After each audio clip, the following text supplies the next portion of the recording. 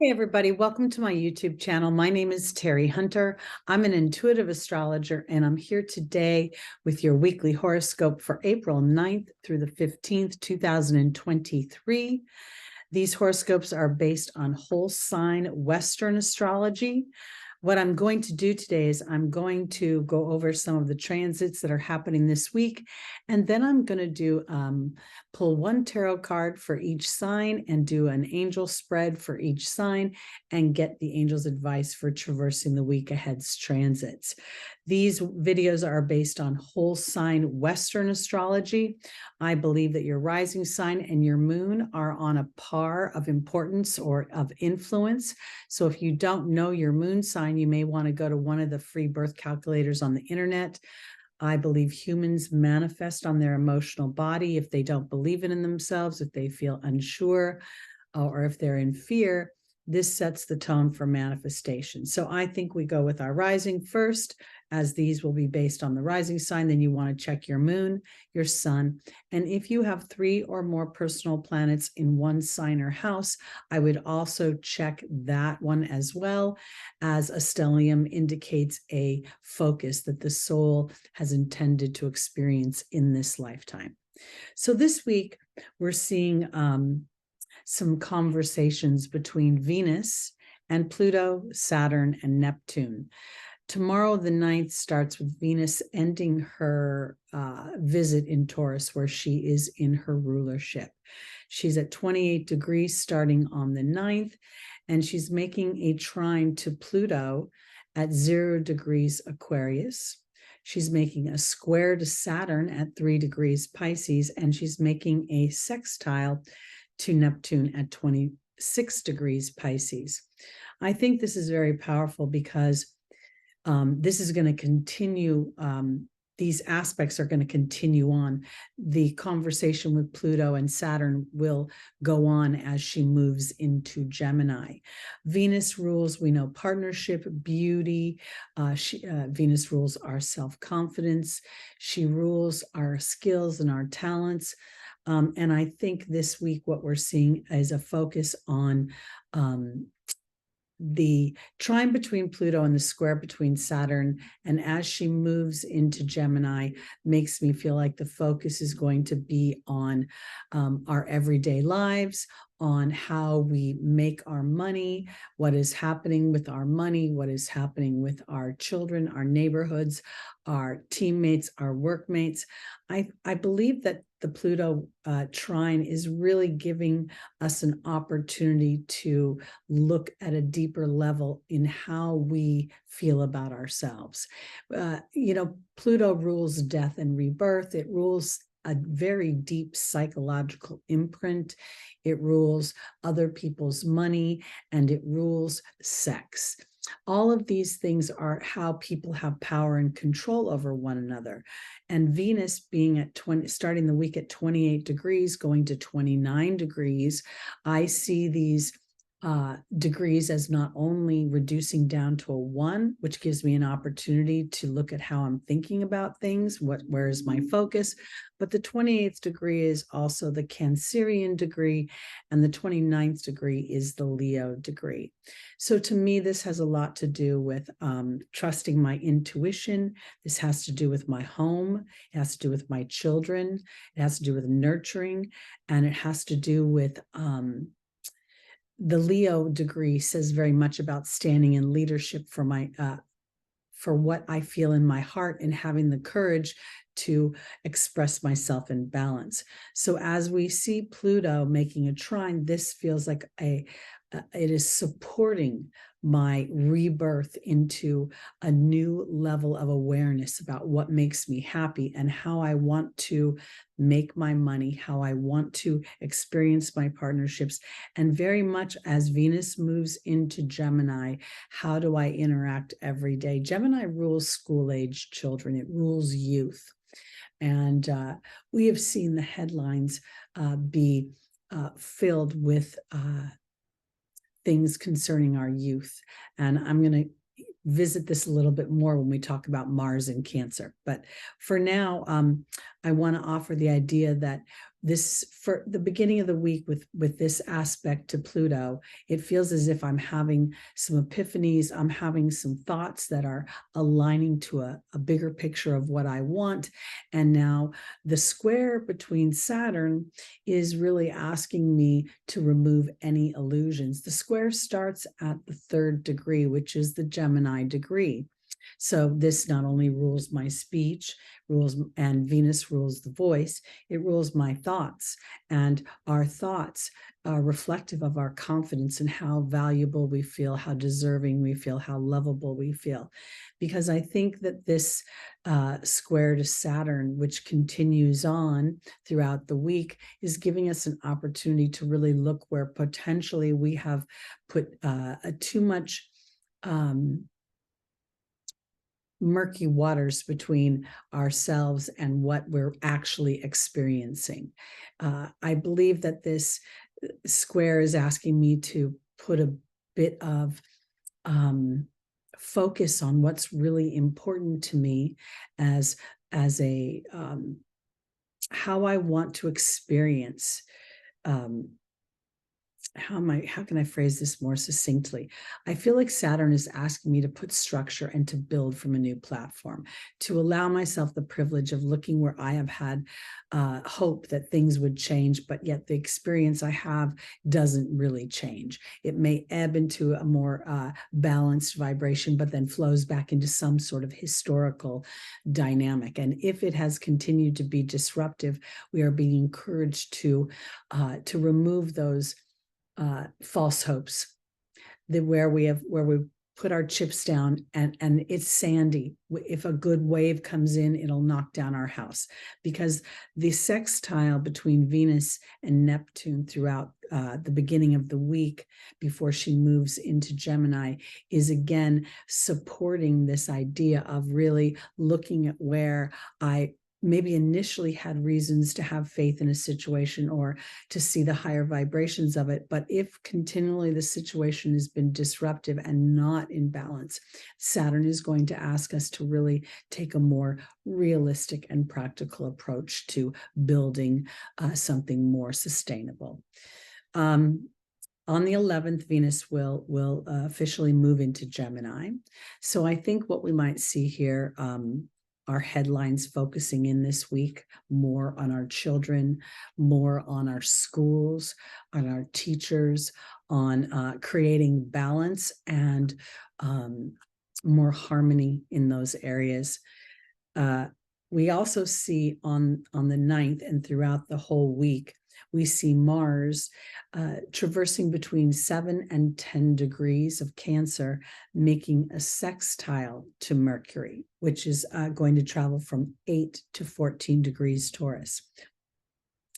This to me feels like it's important because this is about Mars wanting to protect the homeland. This is about Mars wanting to create balance, and Mars co-rules Scorpio. So Mars has an energy that is similar to Pluto, different, but yet similar, because Mars in ancient times ruled Scorpio. So it would be the planet that would actually be Pluto back in the day. I say this because I think this is about taking a deeper look and not just the things we experience, but the imprint that it leaves. When I look at it, Mars being in Cancer, while Mars is not necessarily the strongest in Cancer, now, as a result of Mars being in Gemini for 7 months between 2022 and the early part of 2023, I feel as if there's some sort of willingness to be brave and be pioneering in how I nurture myself and how, in some respects, the renovation of the nurturing. I don't know that, the type of technology that is available, both with our, I don't want to use inflammatory words, but we're seeing a lot of violence in the news. And recently there was a incident at a school in Tennessee. And as a result of that incident, we have seen literally children and parents and teachers and supporters rise up for balance in this area. where people really, unless they're in a military situation, don't, at least as far as I know, don't really need the type of power that is available to them, especially if these people are out of balance. I know I'm talking kind of in circles a little bit, but I think you know where I'm going. I don't really want to trigger anything with my words. I want to get the message across, because I feel like this is about being brave. When I look at Mars at the 7th degree, that's the Libra degree of balance and harmony, and it's moving up to the 10th degree, which is the Saturnian Capricorn degree. So and Mars is exalted in Capricorn. So I believe here Mars is adopting more high vibrational energy this time around. I believe that Mars has evolved as a result of its energy and its experiences while it was in Gemini.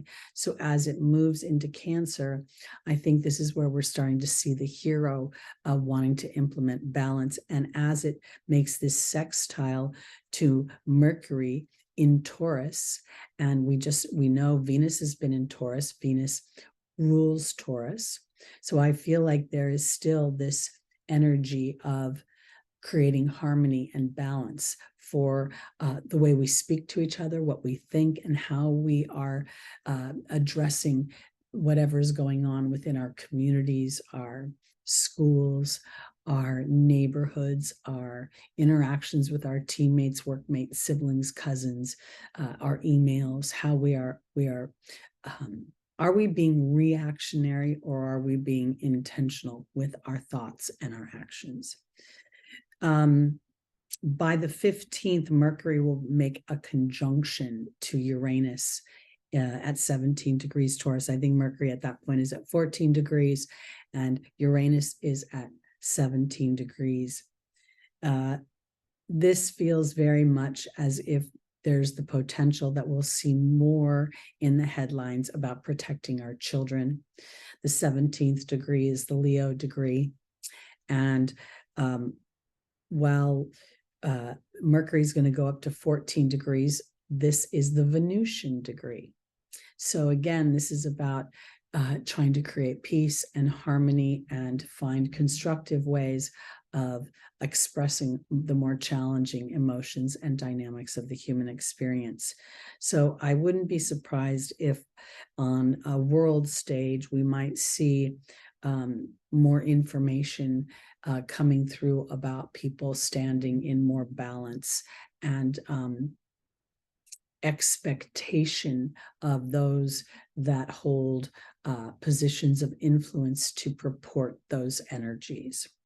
Now, the whole while, and we've been experiencing this for quite some time, the Jupiter-Chiron conjunction in Aries, re-examining our beliefs, asking us to move into new vibrations of looking at things broadly, to start to play to our own evolution, the technological and educational advances that we've made as humans. Now we get to apply those things within our belief system as individuals and express them through our character and integrity as we walk the planet. Because Jupiter moves from 19 to 22 degrees Aries, and while it's moving, getting further away from Chiron, I still believe that there is an opportunity to transform the wounds that we have experienced into the gifts that help us to have empathy and compassion, and yet still implement healthy boundaries, so that we start to support the victor in each other versus the victim in each other. So I think that's what's the major points this week for me.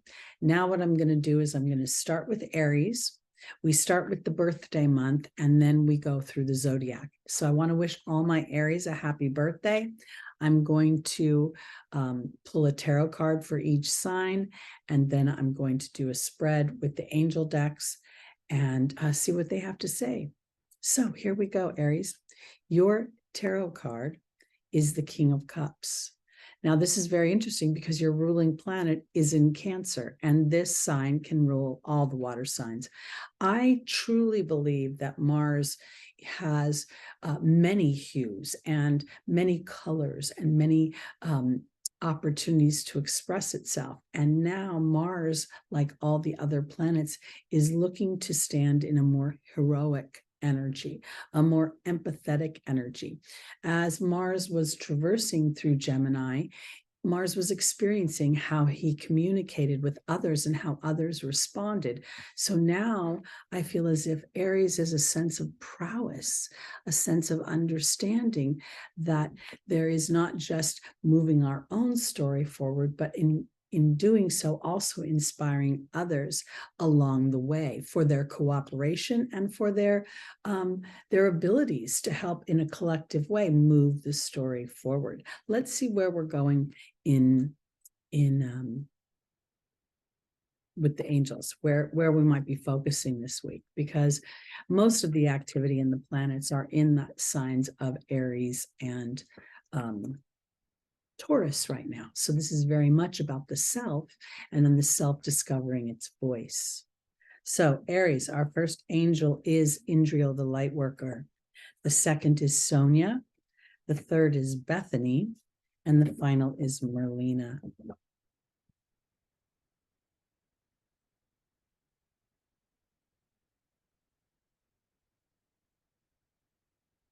All right, Aries, Indriel is being joined by the Earth Fairy.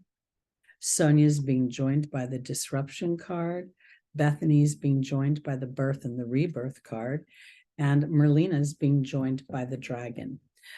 This spread very much kind of confirms to me how I've been intuiting Mars's evolution this year. And as Mars was going through Gemini, I really believe that it was very reflective, very much about, I know that I can be harsh. I know I can move quickly. I know I can actually lose interest or not listen to other people when they're trying to communicate to me, especially if I already know what they're going to say. And now I believe you're mastering that the human is really more emotionally focused than we realize. And while we can bring in logic and we can bring in the human structure of reality, when a person is in an emotional state, they're going to respond to compassion. They're going to respond to cooperation, because here I believe that you are the brave light worker. I believe you are the pioneer. I believe you are the hero. And now this is an opportunity for you to ground that in your physical experience. I believe that as we've been watching Jupiter travel through your first house, we've been seeing an opportunity for you to sit in what Jupiter represents is higher education, the education that leaves me contemplating big thoughts like, who am I, what am I, and why am I here? What is the point? Because there has been, what I believe, the disruption here is really more about, I think this is a disruption of what you've been seeing in the earthly world here, and connecting more to your team through the exercise of being emotionally aware. And maybe even you've been implementing some meditation, because there is a feeling here this week. It's your birthday week, birthday month, and your solar return. And Jupiter only is in your sign once every 12 years or so, maybe a little bit longer when we think about retrogrades. So this has really been an opportunity to expand your beliefs in yourself, and not to give up the individuality, but rather allowing yourself to birth a more, I feel like sometimes Aries sees themselves one way, and then the rest of the world kind of thinks they're too much or too harsh or moving too fast, and they didn't have an awareness of that. And now, as a result of the awareness of it, rather than, molding into what others' expectations, there's a way that Aries has learned to ebb and flow, to be yourself, and still be aware of how you're landing on others, so that you can then enroll them in your ideas. Because in the Angel's Advice, we have a rebirth of self. And I don't think this is necessarily all about how you think about yourself, but how others are viewing that viewing you that is validating what you are observing in your own evolution.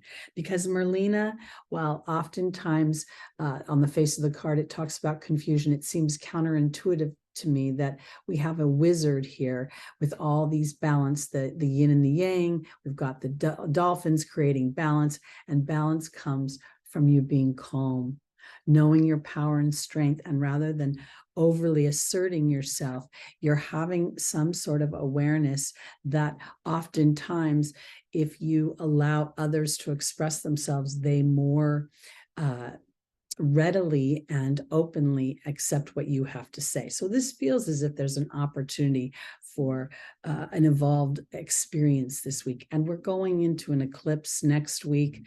We'll have some real big astrological dynamics that I think are going to reveal an evolved version of ourselves.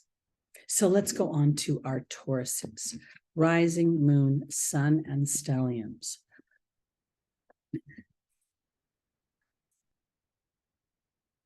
The tarot card for our Tauruses is the moon. Now, traditionally, when we see this card in the tarot, it's a card of confusion. It's a card of not being able to see things clearly. I often see these silos almost as if they're a prison. And when I see the dogs, it's interesting to me because we think of the dog as love and as unconditional love. We always think of the dog in a higher vibration. And here, while the dog is howling at the moon, I also feel like it's asking to be seen. For some reason with me, with Taurus right now, it feels like there's the potential that there could be an area of your life that you're not feeling completely seen.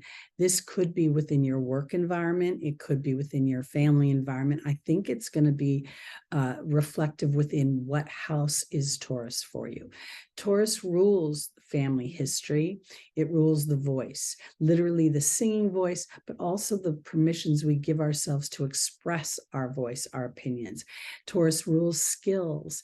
Taurus rules building of things. Taurus is ruled by Venus, and Venus is having some very important conversations with these slow-moving planets because she's really wanting to incorporate this new sense of self that she has, where she's kind of changed the template or the criteria of am I more invested in how other people are perceiving me, or am I proud and supportive of my own voice and how I perceive myself? And I believe that as we stand in that vibration of trusting that voice within, we draw to us people who are like-minded that support that way of thinking. And I think this is beautiful. So let's see where and what area there may be a feeling of not being seen or of feeling the major arcana is a more influential card, or that series of cards within the tarot. It rules the hero's journey. So here, when I see this, I feel as if there's the potential you've been imprisoned by your history if you haven't felt loyalty to you, or you have felt somehow criticized. When I look at that moon and the face in the moon, it's not a soft face. It has a bit of judgment attached to it. So there could be confusion and feelings that are historic.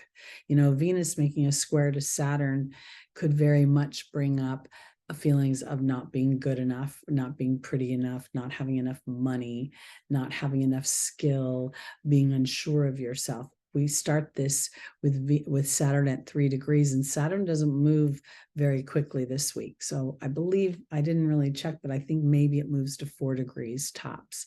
So here we're really seeing this 3rd degree representing the Gemini energy, how do I think? And then the 4th degree representing the Cancer energy of how do I self-nurture? So Taurus, our first angel is Maya, the second is Indriel, the third is Akasha, and the final is Rochelle.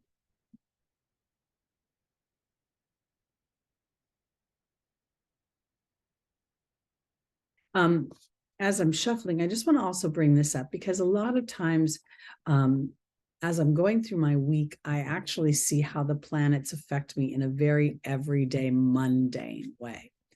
And oftentimes when I'm talking to the audience or to my viewers, I'm talking about the psychological imprint of the planets and how they make us feel. But I want to offer this to you because there could very well be something that has to do with water this week for you, Taurus, having that moon representing water, emotion, the mother, nurturing.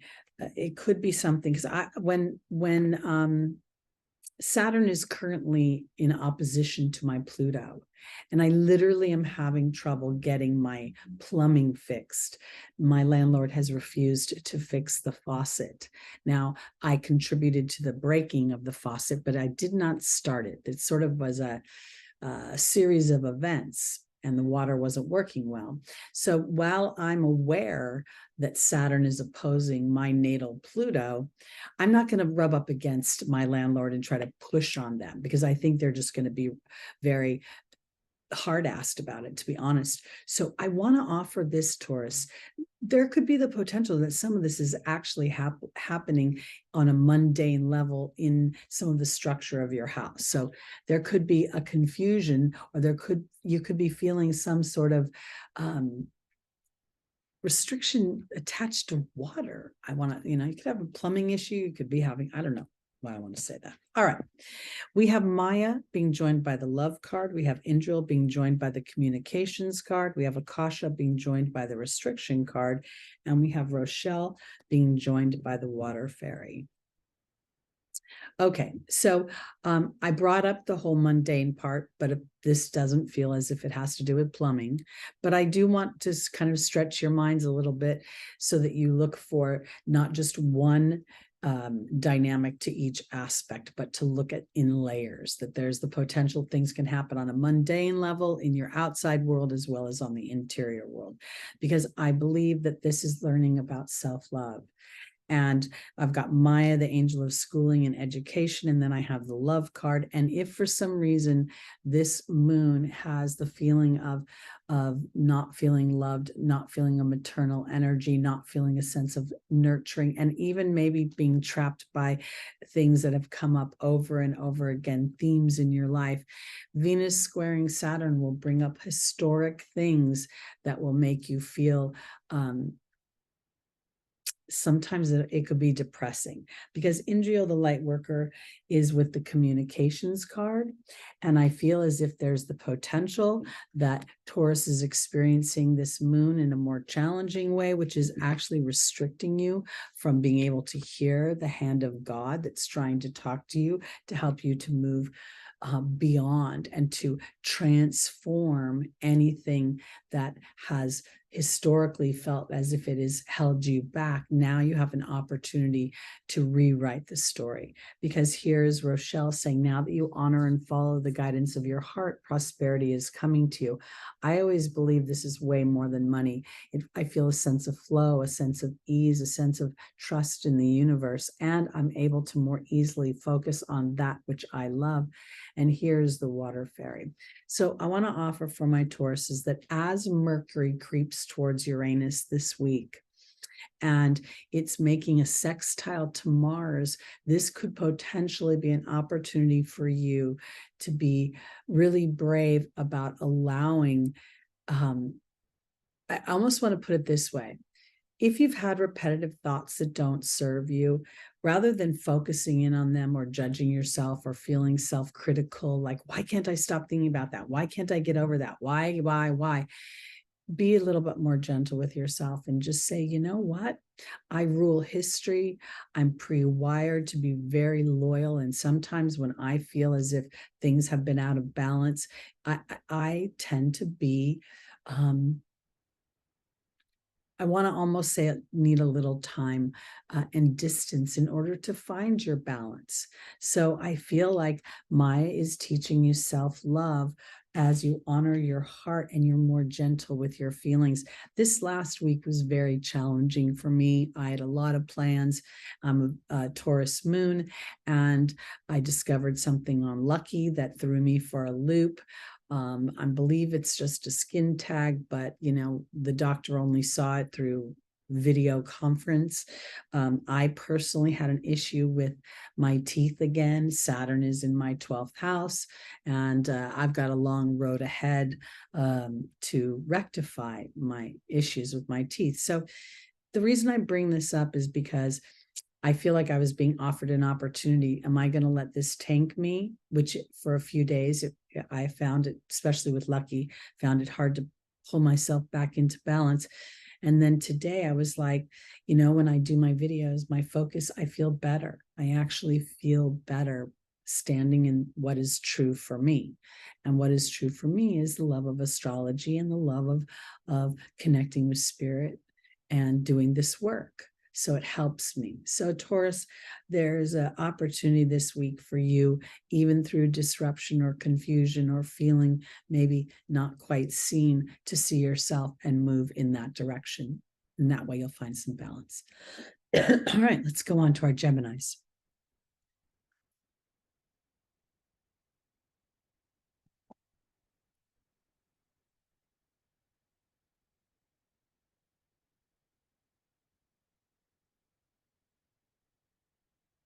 Gemini.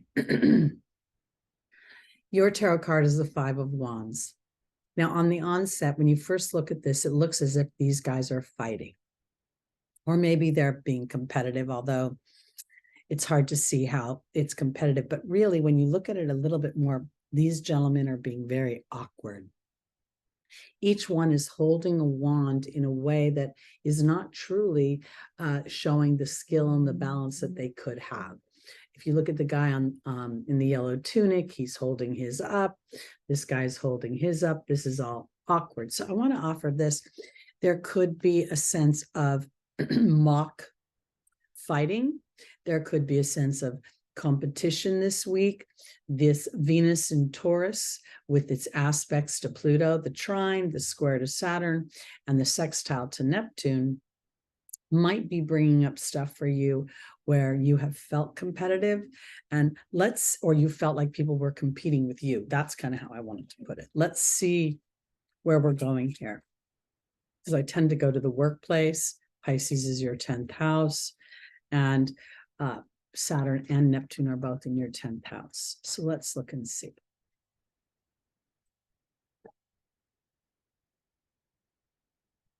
Gemini, our first angel is Adriana. The second is Archangel Raphael. The third is Azure. And the final is Akasha.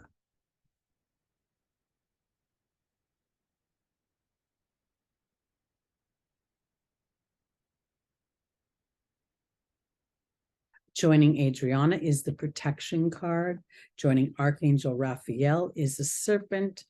Joining Azure is the burden card. And Akasha is being joined by the letting go card. I want to offer it this way because I was just talking about Mars being in Gemini for such a long time. It's now in Cancer, just been there a few weeks. And Gemini, you may still be reeling off of Mars's energy in your first house, meaning you went through 7 months of feeling as if maybe people were looking at you and I don't want to use the word attack, but I can, because that can be a challenging Mars energy. But there's something here that makes me feel as if you have triumphed over what has happened. You've been aware of what's happening because Adriana is leading you to the answers to your prayers. And there's the protection card, which is a 38. So this very much makes me feel as if you're learning about your mind and you may be observing others competing, but I'm not sure you're stepping in this time. I feel almost as if you've stepped back and you've observed things in such a way that you don't react, but rather wait for an inspired moment to take action. Because Archangel Raphael shows a healing, and so that doubles down with the serpent. Through knowledge, there is healing, and I believe that there will be some sort of epiphany. Now, the challenge may be, because, the week after this week, we're going into an eclipse. We're going into eclipse season. We'll have an eclipse on the 19th. We have a couple other things happening subsequently, the 19th, the 20th, and the 21st. And then we have the Cinco de Mayo eclipse as well. So the reason I say that is because your desired outcome will happen in the near future. Have patience and faith and don't try to force it. And it may be a burden because you're swimming around in this awkward sense of people competing. There could potentially even be, when I look at Mercury making a conjunction to Uranus, there could be unexpected gossip or unexpected nattering. You think you've been, helping people and working, and somehow they're not showing up for you, because Akasha, the teacher, is asking you to let go of your fear and let go of, I guess I want to offer it this way because I can't let go of anything. But if I recognize a behavior that doesn't serve me, I do my best to start to think and feel, what energy can I purport, can I display to create balance? It's never about giving my power up, because sometimes it's just about letting other people do what they will, because their actions will reveal themselves. And we don't need to actually bring any attention to the matter. So I want to offer for my Geminis that you're being protected and that there is a healing ahead. And if for some reason, as Saturn has moved into your 10th house, you don't feel seen in the work environment or in your, where it's the public status house, it's the house where God bless us, for bad or good, people see our behaviors. And here's an opportunity for you to really allow what is going on with other people to sit where it is, so that others can observe your balance, because you're not getting into the mix of it. And that's why I think you're learning how to step away from things that you might have tried to manage before. You may even try to be managing other people and bringing them together, and it's futile. So take care of you.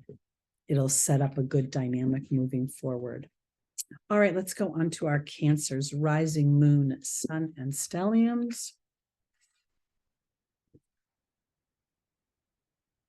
Our tarot card for the week is the Ace of Pentacles.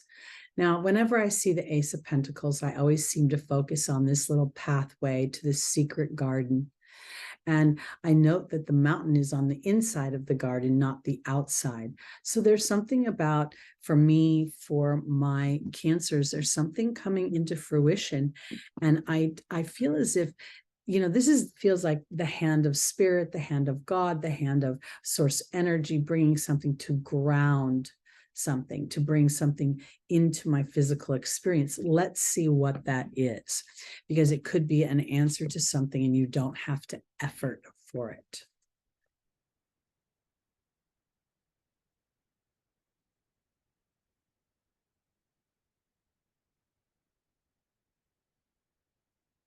Cancer, rising, moon, sun, and stelliums. We have Bethany in the foundational position. We have Athena in the opportunity or the obstacle. We have Bridget in the angel's advice. And then we have Grace and Antoinette in the final position.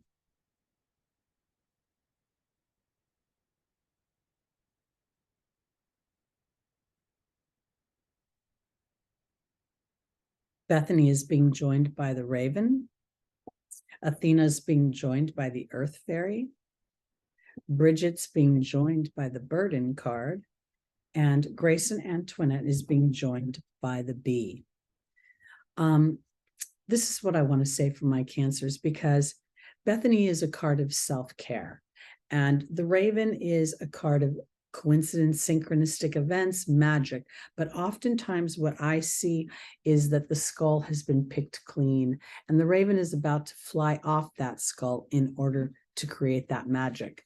And magic comes from your self-care. And I want to offer it this way. I think the Ace of Pentacles is you still giving life to your dreams. And oftentimes the human believes it must effort and it must pound the pavement and it must take action in order to make their dreams come true. And we're going through a time where we are revolutionizing ourselves and understanding that our thoughts work in cooperation. Our emotional body works in cooperation with our manifestation. So as we pay attention to, how do I feel when I'm starting this endeavor?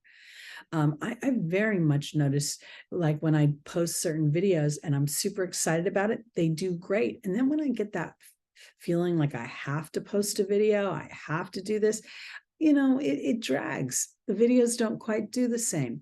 So I want to offer this. I think this is really an opportunity to start to see what you want is coming into fruition in the 3D world. And now the magic comes from your continual self-care to keep your eye on the prize as it's coming into fruition. I want you to sort of think of it as gestating, because Athena is asking you to assert yourself into grounding into this idea that whatever it is that you want to manifest, it is on its way. And there are cooperative components that come into play that oftentimes the experience will be much richer and sweeter as we display a sense of confidence and trust that even if we can't see the dream, even if we're not completely in the garden yet, the mountains are behind us.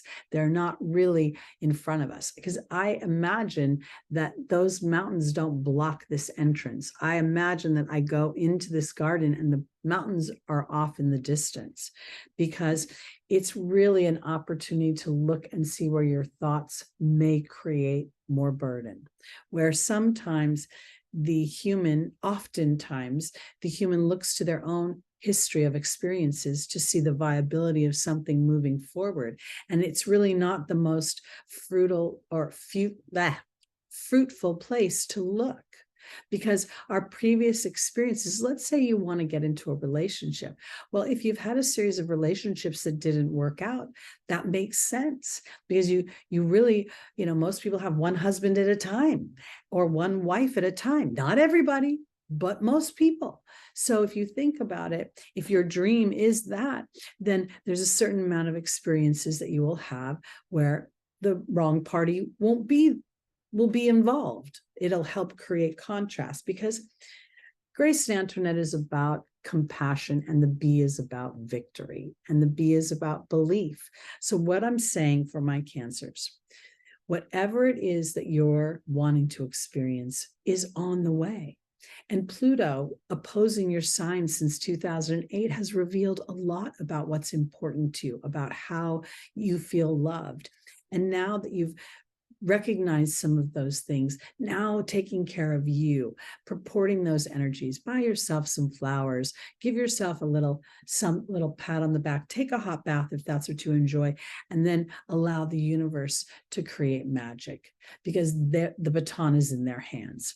And you're having grace for yourself and compassion for yourself will allow you to experience these things even more quickly. All right, let's go on to our Leos, rising, moon, sun, and stelliums.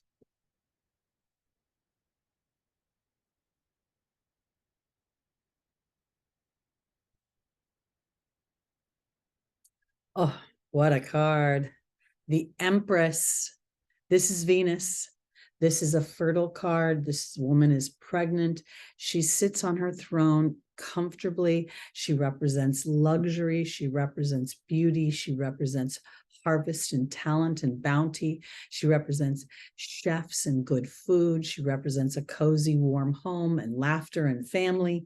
Let's look and see, Leo, because, you're very much an empress or an emperor. I say empress because I'm not really referring to gender. I'm referring to an ability to receive.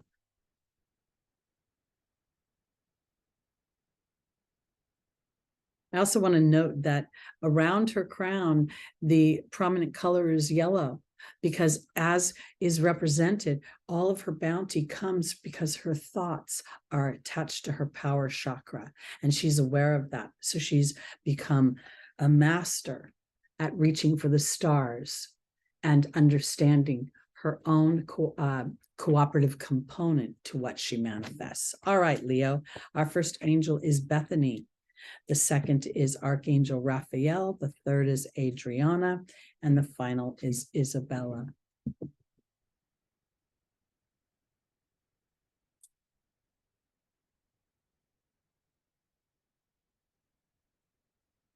Bethany is being joined by the birth and the rebirth card. Archangel Raphael is being joined by the stag. Adriana is being joined by the burden card. And Isabella is being joined by the dog. I want to offer this because Leo rules, the performer. Leo rules conception. Leo rules pleasure and fun and entertainment and joy. And I want to offer it this way because at this moment, I believe that my Leos may get to adopt a posture like the Empress, where she's laid back, she's comfortable, she's waiting for what I shouldn't even say she's waiting. She almost feels as if she's just expecting for her bounty to come. And she's in no hurry because she knows it's on the way. Here's the birth and the rebirth card, and there is Bethany. And I feel as if for my Leos, anything you want to do to self-express, whether you're an artist or somebody who works in the banking system or you work in a everyday job, it's an opportunity for you to rebirth yourself and to consider what is important to you and what makes you feel joy. I'm not talking about purpose now. I'm talking about joy. I'm talking about relaxation and fun and frivolity and laughter, because I feel as if Archangel Raphael is offering Leo this idea. And now it's about taking leadership within that moment. And if the idea is, efforting is actually resistant. Me looking at a problem and focusing on the problem, is it actually kicking in the law of attraction? And in doing so, is it creating more challenges for me? Or do I understand the ebb and flow of looking at a problem, understanding where I'm in that moment, and then allowing inspiration before I take my next action? Because Adriana is saying you're being led to the answers to your prayers, and there's the burden card.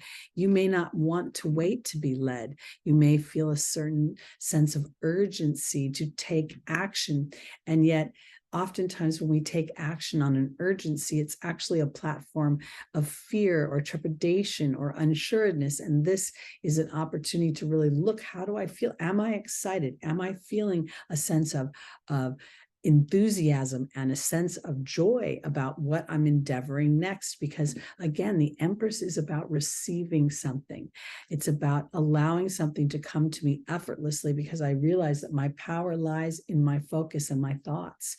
That's why we see her star crown and we see her scepter all up by her head. And that yellow color that is like an aura around her head, it is what brings the bounty in her life, is her thoughts. She deserves this, so it comes to her effortlessly. Because for my Leos, there I have it. Yes, the timing is right for this new venture. A happy outcome follows your positive expectations. And the dog is about unconditional love, loyalty, and sincerity. Now, I don't think this is about the love of somebody else. I think this is about being loyal to your own endeavor, what you want to receive. And even if conditions do not appear to be favorable, or you can't see how the outcome will play out, that's not your job here. Your job is to be loyal to the endeavor and the rebirth of yourself. And as you stay aligned to that, then the natural doors will open, the gates will be released, and you'll be able to see a more clear path. And in doing so, you'll actually feel a stronger sense of ebb and flow with the universe, and trusting that you're being led will become less of a burden, because the focus will be on that which you love, which will lead you to epiphanies that take you into new directions. And when I say new directions, I kind of mean more on an internal level, an emotional level. It's like asking yourself, why not me? Or isn't this the time? Or I deserve as much as anybody else does to have my dreams come true, to receive everything I need, and to be able to express that and enjoy that. All right. I think these eclipses are going to bring some very interesting. Oh, we have a Mercury retrograde a couple of days after the eclipse, the first eclipse in April. I think I'm going to do videos, if my teeth will let me. I'm going to combine Mercury and Mercury retrograde and the eclipse videos together for each one of the signs. So be on the lookout for that. All right, my Virgos. Your tarot card is the Seven of Cups. Now, this is not an easy energy because every decision that's being contemplated has a good and a bad to it. It has or what we call good and bad. It's a double-edged sword. And the character at the forefront is in confusion because no matter what choice they make, it feels as if something potentially negative can happen. So let's look and see where we're going with this. Right now, for my Virgos, Pisces is your 7th house, and you may be considering, new partnerships, both in business or partnerships in general, and how you operate within those partnerships. Our first angel is Caressa. You're at the end of a life cycle. Your opportunity, your obstacle is to continue on. That's Aurora. Then there's Layla in the angel's advice. And then we have Ray in the final position. So there could very much be an opportunity or the contemplation of an opportunity. And you Virgo will be best served when you go deep into your heart and don't look outside of yourself for practicality or reality as it is defined by human structure. Because I feel as if when this character is shrouded in this dark color, he's also very much in his human vibration. And I feel as if this is an opportunity for you to start to be aware or get a glimpse of yourself only seeing your options from where you've been versus what could potentially be. Caressa is being joined by the perception card. Aurora is being joined by the fire fairy. Layla's being joined by Merlin, and Ray's being joined by the birth and the rebirth card. We are all going through a metamorphosis. We are all, all over the planet, regardless of age or gender or identification. We are all going through a metamorphosis that we have called forth so that we could create a planet where we understand more the ebb and the flow of our challenges and how our challenges can actually empower us.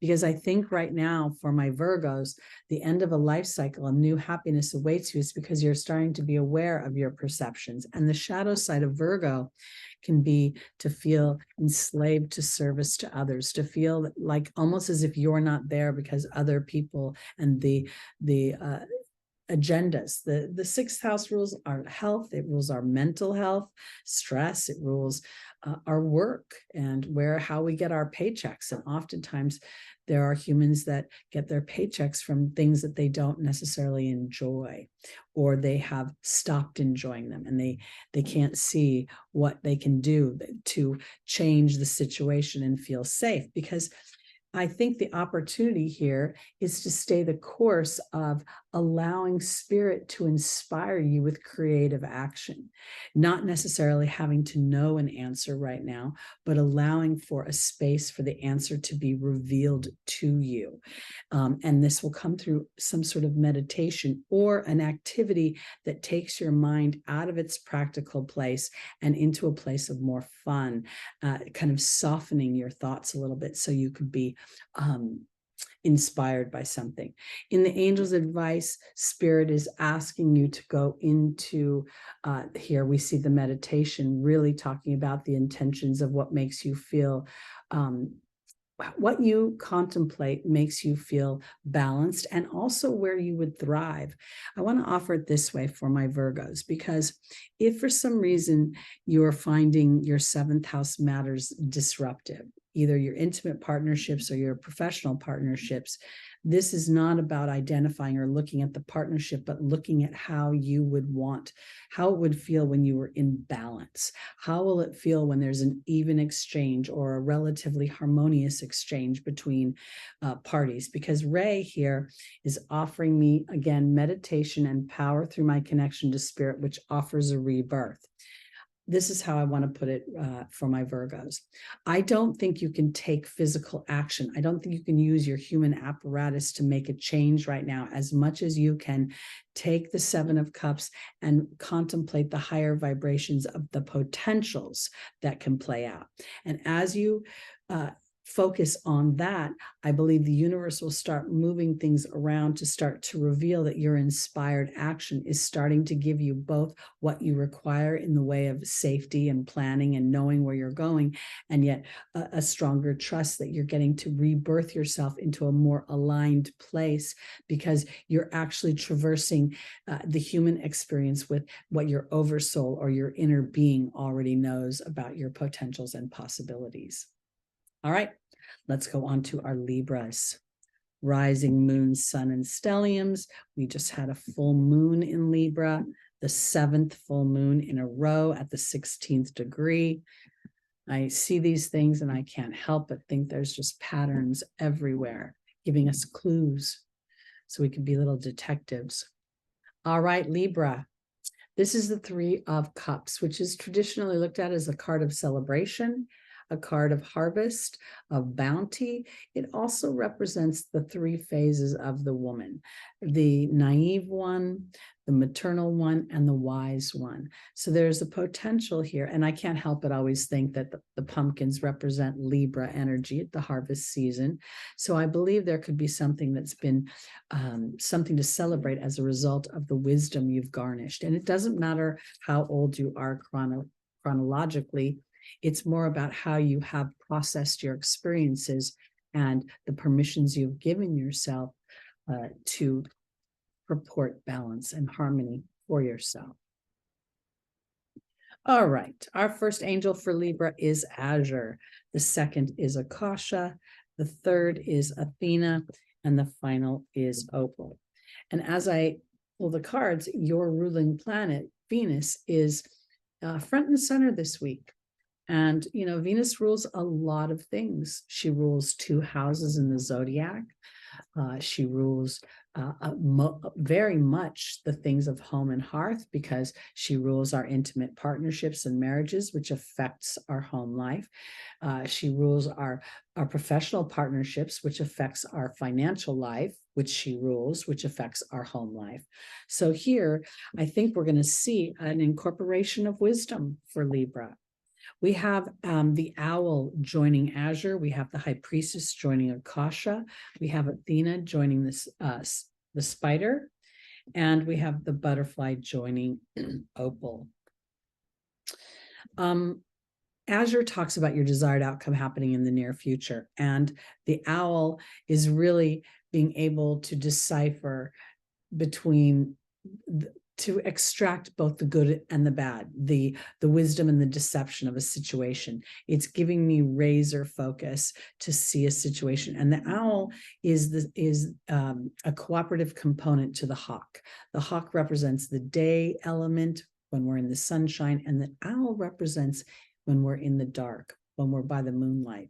So I feel as if potentially for my Libras right now, you may not actually be able to see the wisdom of a situation, and yet you may feel that balance is coming. You've applied a certain amount of wisdom. You've been on the planet long enough, or you've had enough experiences to start to implement your own sense of harmony and diplomacy, not for others, but for yourself, which is allowing you to stand in a much more influential place. The high priestess is about discernment. It's also about being able to connect to the other side on an intuitive level. But I think this is about discernment, being able to look at a situation, hear the opinions of others or the structure that's been implemented in a situation, and then discern whether or not that works for you. And to start to implement what does by allowing yourself to lovingly assert yourself into new networks and relationships that serves an evolved version of you. Because in the final position is Opal, saying that God and the angels are caring for you. And the butterfly to me is very much is very much, how do I get back to my meeting? Hope you can see me. Oh, where's back to my meeting? I'm sorry. I meant to put my phone on Do Not Disturb. For my Libras, I believe this is very much going back to Venus's energy and establishing a sense of self through the trine to Pluto, the square to Saturn, and the sextile to Neptune, I believe what you've been doing is starting to assess the situations that you've walked through and starting to extract the wisdom of disruption sometimes. Be really understanding that harmony is not flat, but rather it's an ebb and a flow of situations. So I think that this full moon in Libra that we experienced just a few days ago may have illuminated you in some way or brought something to the forefront. And rather than feeling pulled under by it or feeling challenged by it, I think you're extracting a wisdom that is allowing you to assert yourself in a way that feels balanced and diplomatic and still caring for yourself while caring for others. That's where I'm going. All right, let's go on to our Scorpios.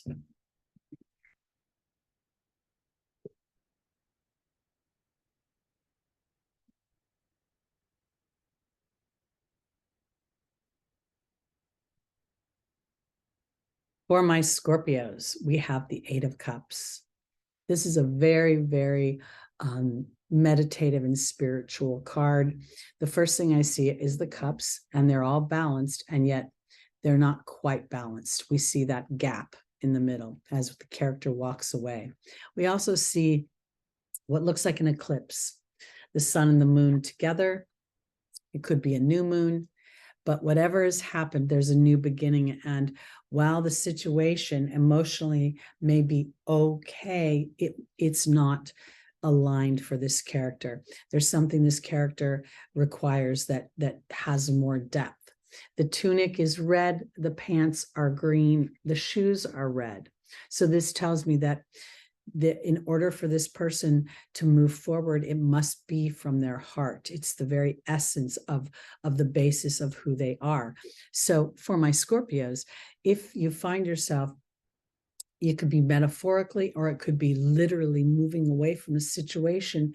It could be because it's not truly aligned to what your heart requires or what your heart needs. And let's look where we're going.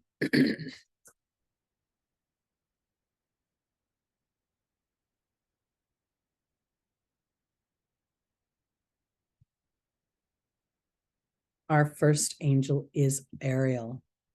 The second is Vanessa. The third is Aurora. And the final is Sonia. So as I'm thinking, the Libra full moon would have been in your 12th house. Scorpio is your first house. Sagittarius is your second house. So there could very well be some sort of illumination that you've had about a situation that you may not have recognized before. The 12th house rules our ancestral energy. It's the last house before we leave the physical body and we go back into the collective. It's also a house that rules our health, mental health, like Virgo. It rules our creative endeavors. So for Scorpio, if indeed, and let me pull more cards. I've got Ariel being joined by the love card, Vanessa being joined by the raven, Aurora being joined by the stag, and Sonia being joined by the disruption card. Where I'm going with this is that this feels very much like the full moon was in your house of reconciliation, understanding a situation or a dynamic, and does it serve me at a deep level where I feel fulfilled, or is it only serving me on a superficial level? If we think about your 12th house being Libra, there could potentially be partnerships or relationships or situations, even legal situations, that you have either walked away from or emotionally walked away from, and allowing the universe to do what it needs to do in order to move the story forward. Ariel is talking about new experiences, psychic and spiritual experiences. And these are the experiences that we have from a deeper place, an inner knowing. They're experiences where we start to see the synchronicities of the universe working for us. And this love card makes me feel as if Scorpio within yourself, you may have recognized what you need in love. It may not even be attached to an actual person, but what you require to feel truly connected, both in your professional relationships and your personal relationships. Because Vanessa is talking about making my decisions based on faith and fear. And then we have the Raven. The Raven talks about magic, but the magic comes because the bones of yesteryear have been picked clean. And now I'm willing to fly off of that spot instead of continuing to regurgitate it over and over again, which could be another indication from this 8 that you have reconciled that you can only chew on something so long, and now there's no more. You can't extract any more balance from it or any more conclusion from it. Aurora is saying you're flying high right now, which may threaten others, but you will soon set an example through your leadership. And I actually think the leadership may be surrendering any sort of stubborn energy where you were sitting in, no, I need it to be this way. And you realize, you know what, I don't know if it's going to work out that way, because the other parties, the other dynamics within the situation are not being cooperative. And so you've had to choose to go your own way, to follow your heart in this situation. Sonia represents a deceased loved one, and then I have the disruption card. And I want to offer it this way because it's in direct relation to Ariel and the love card. And I think that there's the potential that the full moon illuminated a situation that wasn't actually working in complete alignment. And if indeed this is a long-term situation, then you may find your voice within the situation. You might find a way that you are willing to express yourself that you haven't before. And this feels like a spiritual journey of your own emotional body, meaning walking away from what has been out of balance and might have been expected from you versus what fills your cups and what you require to feel seen, heard, and acknowledged.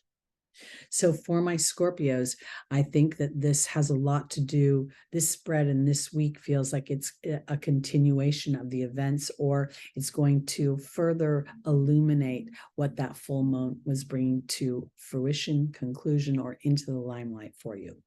All right.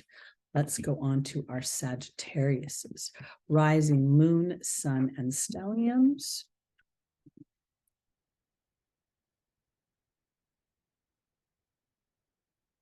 Our tarot card is the very transformational Plutonian death card. Don't be scared by this, because oftentimes this is transformational.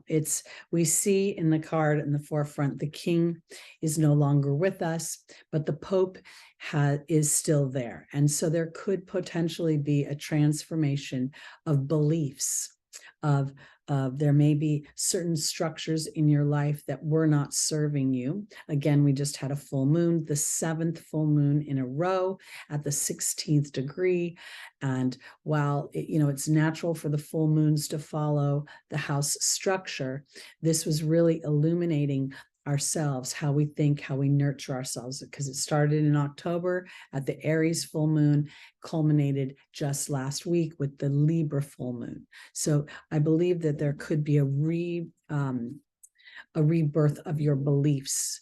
And these may not necessarily be religious beliefs, that may have something to do with following the structure that's been laid before you. And now you've decided to have more of a discerning eye, or you're starting to think about things from a broader perspective.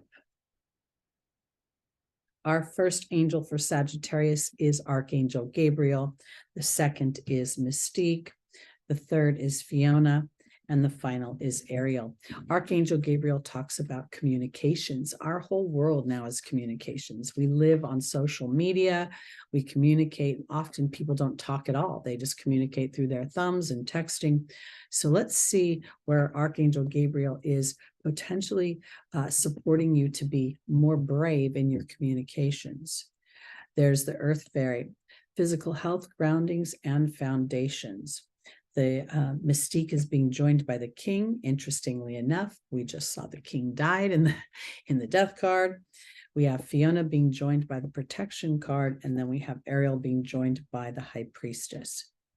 All right, I want to offer this for my Sagittarians because for me, there's a very good possibility that you're experiencing a transformation, but it doesn't feel like it's necessarily in your physical world, but more in your mental world, your ideologies, your philosophies, how you're viewing the human experience. Because when I look at the Earth Fairy, I feel as if you're really wanting to ground yourself into a way of thinking that is supporting a bigger version of yourself, the transformed version. Your ruling planet has been in Aries, which is cooperative to your house, so it forms a natural trine, and it has been dancing with Chiron for a very long time, a couple of years between the retrograde, and it's going to continue to dance for the next couple of weeks before it starts to get closer and closer to those later degrees of Aries, and then finally move into Taurus. So I feel as if this is a real opportunity for Sagittarius to assess and to ground a new foundation of thought and belief about yourself, because the king is about justice and balance, and it's about legal situations. It can be things pertaining to men, but I think that this is now and Jupiter, you rule justice, you rule the Supreme Court, you rule legal situations. And Mystique is saying to keep charging ahead, expect miraculous solutions. Something is transforming, and one thing will replace another. And as you stay aligned to the bigger picture of how you perceive that, you are aligning with source energy, you're aligning with the universe, you're putting your order in, and you are going to kind of set a very strong tone for this transformation, because now that you've asked God and the angels for help, be open to receiving. That receiving is going to be some sort of inspiration, and you will know that you're being protected, not because you're being physically protected, but because you know that your thoughts are things. The protection card is a 38, and when I think about the idea of the Gemini Sagittarius axis, I feel like they complement each other, because we need a certain amount of detail combined with broad thoughts in order to really anchor in a new transformation.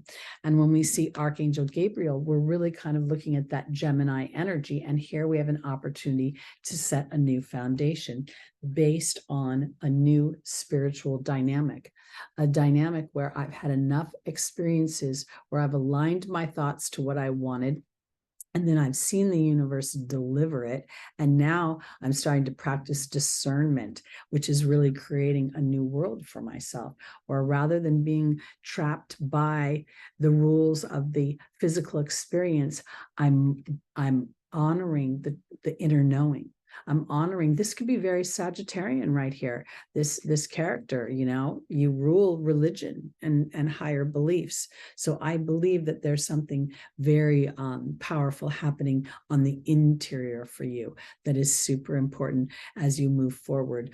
And this is where I think that Jupiter and Chiron start to create a dynamic where your wound now becomes the gift, and how you can truly help others evolve on the planet. So congratulations, this looks good. All right, let's go on to our Capricorns, our little goats.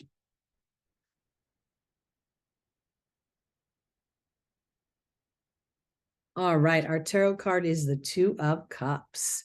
This is a lovely card of romance, connection, of love, couplehood. Let's see where we're going, Capricorn, because I've been feeling so much more love coming from you. I've been feeling, I will tell you, Saturn kicked my butt this week. I had a very challenging week emotionally, a lot of Venusian money things coming up. Like I felt like I saw a mountain of money being asked from me for various things, and at the same time, I'm aware that Saturn is opposing my Pluto. And I felt like this week, while I was a little bit giving in to my challenges emotionally, I also felt like I was being called to rise above that feeling, that was very human and very mundane of me, and very patterned of me, very historical. And what do I really believe? And in that belief, it was, I think I was operating on I'm only as good as my last video, my last reading. I was not giving life to the idea that I have some sort of reputation. I think Capricorn, while I can look at love, I also feel like this is about understanding and coming into cooperation with the evolved version of yourself, the two sides of yourself. Let's see. Our first angel is Maya, the angel of schooling and education. Then we have Ray. Then we have Archangel Raphael. And then we have Astera.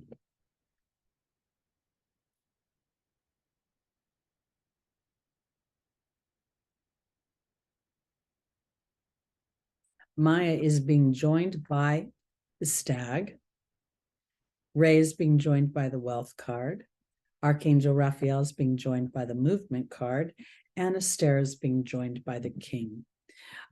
I really believe that my Capricorns have been going through a beautiful opportunity for change as Pluto has come through your first house, offering you a new sense of emotional awareness. And while I can appreciate the need to build structure and security within the material world, up until now, humans have discounted the emotional body and how important that is.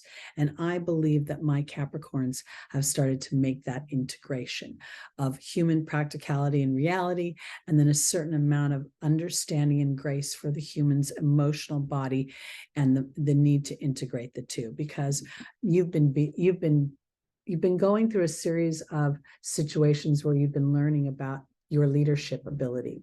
And there's a little bit of a challenge here with the stag, because there can be a sense of pride. And the pride could be, this is how it's always done. Capricorn rules history, and it rules government, and rules authority, and how things have always been done. It doesn't necessarily take into account whether those structures are balanced.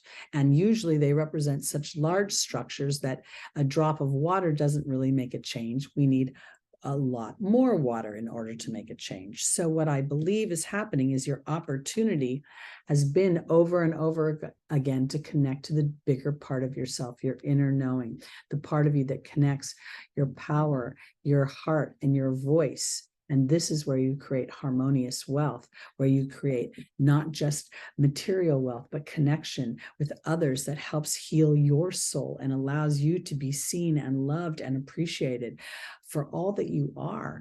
Saturn is not always considered the most warm, fuzzy guy on the, of the planets. And yet at the same time, I believe that Saturn it can be very loving in wanting to make sure that we feel sustainable, we feel enduring, we feel ability to build and to be a craftsman and to have expertise that gives us the sustainability. Because I believe in the angel's advice that Archangel Raphael is not just about physical healing, but the awareness, the mental awareness that is giving you permission to move beyond a narrow structure, which has allowed you to bring two sides of yourself together, which could very well bring in a relationship. Because Astera says to reach for the stars with your dreams and desires and don't compromise. And here is where I believe you're standing in authority for everything that you have learned. And in doing so, it's very powerful, because those that have seen you in a more narrow place where you're like, these are the rules, this is how it's always been done, and this is how we're going to do it. And as you've opened up to innovation, to knowing that the world is changing and the structures get to change, but my leadership doesn't have to, because now it's based on inspiring others versus just holding their feet to the fire, or my own feet to the fire. Holding my own feet to an old structure that don't serve me, and rather understanding the ebb and the flow of work and play. And while I'm at play, there's an opportunity for inspiration that makes my work more effective when I go into it. All right, that's what I'm talking about. That's where I'm going. I didn't see a lot of love cards in here to intimate relationship necessarily with another. Felt more like this was representing the work part of you and the playful part of you, and coming together and offering each equal footing of importance. All right, let's go on to our Aquariuses. Rising sun, rising moon, sun, and stelliums. Oh, we have the beautiful, victorious Six of Wands. This is where the character has been to battle, and he comes back to the homeland victorious and full of inspiration. Now, for those of you that are early born Aquarians, or you have any planets around 0 degrees Aquarius or late degrees Capricorn, you're going to feel Pluto's influence. And yet at the same time, this influence is just giving you a glimpse into the possibilities for renovation and for reconciliation, almost understanding experiences in a way that initially may have felt challenging, but you're victorious over them now because you've allowed yourself to see beyond the initial situation. When I think about Aquarius, Aquarius can feel exiled, they can feel alien, they can feel alone in the world because they see things from such a futuristic place, from such a broad place. Now, when I look at the Six of Wands, I almost feel like I've become victorious because I'm starting to understand that as I embrace my genius, I know that not everybody can be standing in the same light as I am. It's almost like a double-edged sword. I want to be embraced for my individuality, and yet my individuality can make me feel different from everyone. And somewhere I feel like you've reconciled this, and now you're bringing your individuality into the mix for others to celebrate as well. Our first angel is Rosetta. The second is Archangel Uriel. The third is Sonia. And the final is Bridget. And I brought up Pluto because Pluto is making a trine to Venus right now. And I think this is an opportunity to take the higher vibrations of Pluto, trusting your heart and understanding that when it makes a trine to Venus, it's offering me an opportunity to capitalize on my talents, on my skills, on my voice, on everything that Venus represents in the 2 houses of Taurus and Libra. All right, Rosetta is being joined by the Letting Go card. Archangel Uriel is being joined by the Restriction card. Sonia is being joined by the King. And Bridget is being joined by the Joy card. So there's a feeling here. Now, Saturn had been going through Aquarius for quite some time. Just recently, the beginning of March, moved into Pisces. There could be something that came up during that period of time. And this Six of Wands is reflecting your victory over your history, your ability to, rather than try to let it go or forget about it, because, Aquarius is a fixed sign. So I don't know that you would forget it, but now the transformation into a tool, because here Rosetta offers teaching as you have let go of something. And I want to offer it this way because I don't think the letting go card means let it go. It feels as if it's from the movie Frozen. It's the song Let It Go. It's funny how some distance makes everything look small, and the fears that once controlled me can't get to me at all. So now I feel like you have started to conquer that. You've started to take your co-ruler, Saturn, and whatever influence and history it was bringing up until a few weeks ago, and you're transforming it, and you're learning from it, and you're allowing your inner child to also be known as your inner being, the part of you that believes and has a faith beyond the human structure. Because up until now, I think you've been restricted and feeling frustration. And now you have an opportunity to experience victory over that frustration. If for some reason your ideas, what you've wanted to birth, the things that the dreams that are still waiting to be experienced, they are on their way. Because what's going on is somehow Spirit is bringing in a much more balanced and just and fair and lucrative situation. And this is what I want to say too. Oftentimes the human, again, I feel repetitive, but it's so true. The human only looks at their future based on the experiences of their past. And they, for the person who's never won the lottery and then they win the lottery, their whole world changes, right? Money they'd never had is now available to them, and they have an opportunity to live a lifestyle based on the gamble they took. Okay. So this is just a rough example, but I feel as if for my Aquariuses, whatever this full moon in Libra brought to light, okay, whatever it may have illuminated for you in the way of what brings you harmony and balance, I believe now is a time for implementation of that energy, because Bridget is asking you to seek your joy, to allow for your individuality, to allow for whatever brings you a sense of fulfillment and peace. And I want to offer it this way, because as Uranus moves into your first house, as Pluto moves into your first house, again, it's just going to tip its toe. So early born Aquarians or early degree rising moon, you're going to be offered liberation from whatever's held you back. And when you, as you surrender, and I mean surrender that what is being offered in the future you have not experienced yet. So you may feel a little unsureness, you may feel a little bit of anxiety about it, but the more you can anchor into how it feels, how the joy comes up, then you will start to feel these experiences and you will feel Pluto's bounty rather than Pluto's destruction. All right, let's go on to our final sign, Pisces.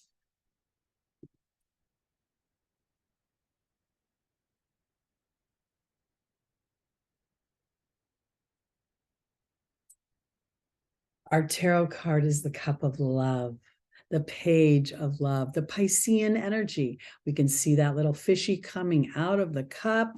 And the pages always represent a youthful energy, an energy that has yet been tainted by the human experience. So let's see what's being offered to you here, because this could be a lot about your own creation, your own creativity and imagination. Saturn moving through your first house is absolutely going to ask you to start to build strong, sustainable structures in your relationships, in your thoughts, in your creativity. Our first angel is Azure. Your desired outcome will happen in the near future. Layla is all about meditating and spending time in nature. Celeste is all about a shift in the way I'm thinking. And Archangel Raphael brings a healing through an epiphany. The one challenge about Saturn moving into Pisces is that if you're in a destructive relationship, Saturn is going to really throw a wet blanket on that, remove all illusions and start to illuminate the imbalance. As you trust that Saturn is your friend here, then I believe that there is something very strong, strongly working in favor for you to feel more love, for you to feel an exchange of energy, for you to feel compassion from others, as well as giving compassion to others. So Azure is talking about your desired outcome happening in the near future, and there is the victorious bee energy. We have Layla and the frog, releasing of emotional baggage. Celeste is offering me a rebirth as I shift the way I'm thinking, and I'm aware of it. And Archangel Raphael is being illuminated by the movement card. So this is what I want to say for my Pisces. This absolutely represents a new youthful energy, the infusion of love. And I want to offer it this way. This gentleman is absolutely looking at the fish and the fish is looking back at him. So Pisces, I think this is about self-love. I think this is about kind of looking at things and assessing them from a place of how is the exchange? Is there an even exchange of energy within my own mind, within my own ability to allow my creations to be birthed, within my relationships, within my dynamics at work, wherever your Pisces house is. Now we're talking rising is the first house, right? But if you're a Pisces sun or a Pisces moon, look into what house that is. That represents the environment. If it's the third house, it's going to represent your neighborhood, your networks, your communications with others. If it's in the seventh house, it's going to represent your partnerships. You know, there's an opportunity here for you to see the landscape because you are being offered victory, and it is coming into your physical world because Archangel Raphael is confirming that there is movement happen and you will soon feel the inspiration of that. But part of it is because you have really started to reflect on what helps your emotional body feel an even exchange of energy. And it's never 50-50, but we want to absolutely be somewhere 60-40, you know. We don't want to be in 90-10 where somebody else is getting the best of us and we're feeling depleted, because this opportunity comes as you rebirth a way of thinking. As you start to actually put that cup of love towards yourself and you ask yourself, am I being fulfilled in this situation? Do I feel honored?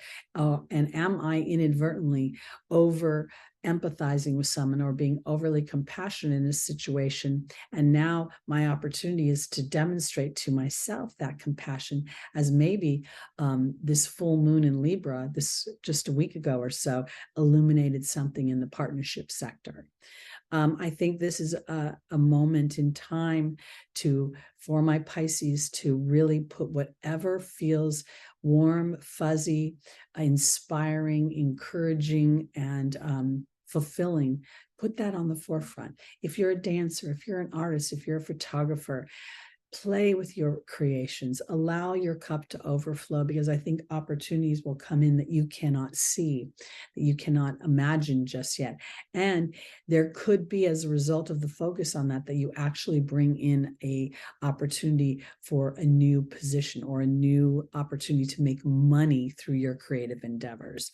Celeste does represent a new place of employment. And I think there's the possibility that that could come in as a result of releasing or incorporating an experience that may have felt depleting at one point, and yet through walking that journey, you have identified an energy that doesn't serve you, so you don't need to repeat it again. All right, that's it for me for this week. I will be back live next Sunday. That is the 16th of April at 11 a.m. Pacific time. This is where we come together as a community and we do our angel readings and we talk about the transits ahead. And the week after, this coming week, we've got an eclipse. Got Mercury retrograding, lots of busy stuff going on. And again, you know, the stars are always moving. We can always find lots of busy stuff, but it's a busy time for humanity. It's a very strong energy of reflection and transformation. So that's it for me, Teri Hunter. Again, I'm an intuitive astrologer. Thank you for joining me today, and I hope you have a wonderful holiday weekend. Peace out.